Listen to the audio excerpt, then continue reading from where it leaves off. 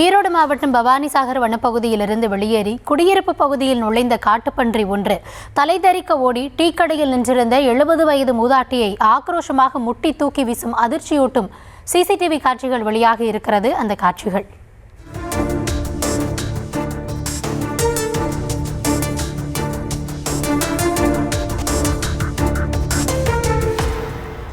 விவரங்களோடு இணைந்திருக்கிறார் செய்தியாளர் ஜெயக்குமார். வணக்கம். அந்த மூதாட்டியினுடைய நிலை தற்பொழுது எப்படி உள்ளது? அந்த காட்டுப்பன்றி மீண்டும் வனத்திலே விடப்பட்டதா? என்ன முழுமையான விவரம்?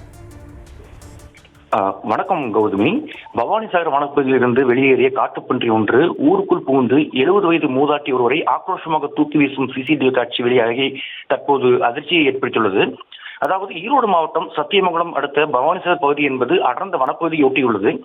இந்த பவானிசாகர் வனச்சட்டத்துக்கு உட்பட்ட பகுதிகளில் ஏராளமான வனவிலங்குகள் வசித்து வருகின்றன.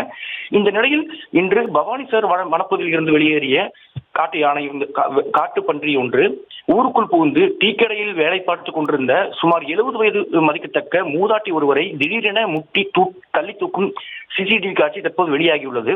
தொடர்ந்து பவானிசாகர் வனப்பகுதியில் இருந்து யானைகள் ஊருக்குள் புகுந்து கடந்த சில நாட்களாக முன்பு அணையின் பூங்காவின் சுவர் பகுதியை சேதம் செய்து வந்த நிலையில் தற்போது காட்டுப்பன்றி ஒன்று தற்போது ஊருக்குள் நுழைந்து மூதாட்டி ஒருவரை தாக்கியுள்ளது பொதுமக்களிடையே அச்சத்தை ஏற்படுத்தியுள்ளது.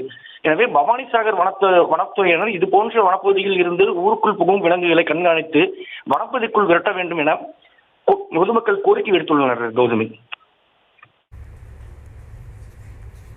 விவரங்களுக்கு நன்றி ஜெயக்குமார்.